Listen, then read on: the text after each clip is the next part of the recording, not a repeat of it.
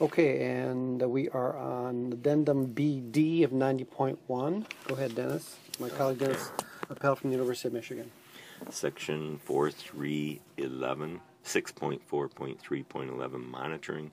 I recommend that we have the same size of chiller plant applicable regardless of climate zone. And I'm recommending 1,500 tons be the break point to monitor efficiency of a chilled water plant.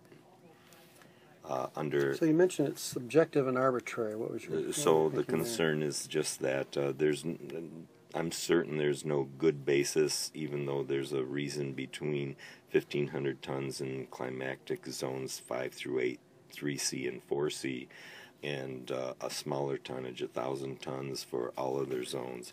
It's not going to be what am I trying to say here? It's certainly subjective, and certainly there's no good, valid justification for one zone over another, and those tonnage rates, those tonnage size of capacity of equipment. Okay, 11.1.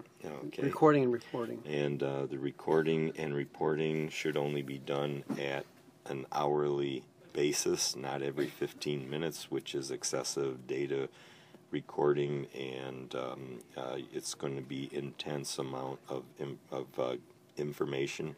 I also recommend that we strike the graphical display, and I also feel that we should reword the way that the data is collected and stored. My recommendation is that we say the efficiency shall be trended at least hourly, and report hourly, daily, monthly, and annual data, period. Next sentence, the data collected shall be maintained for a minimum of 36 months, meaning that it doesn't have to be residing on the BAS system, which would take up capacity. When I was seeing that, I thought maybe some of the firmware algorithms were being carried over from utility meters, which do samples every 15 minutes, and thermal systems don't move as fast as electrical systems, so there's some basis for that, so I get that. You had mentioned up here that you felt that this 2% improvement in efficiency was begged the question in terms of what you felt you had to have this information to get that.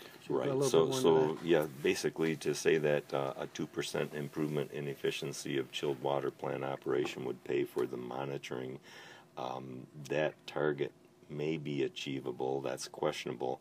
That's a pretty serious improvement in efficiency, and it certainly could not even begin to be realized unless, first of all, you have baseline data that you would then be able to compare current operational data against and find that things are heading south, and then figure out what it actually is causing it to go south and correct the problem.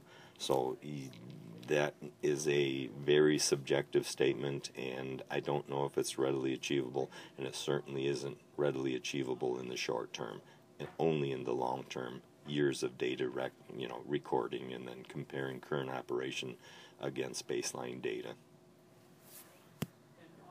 Is it? Yep. Good. All right.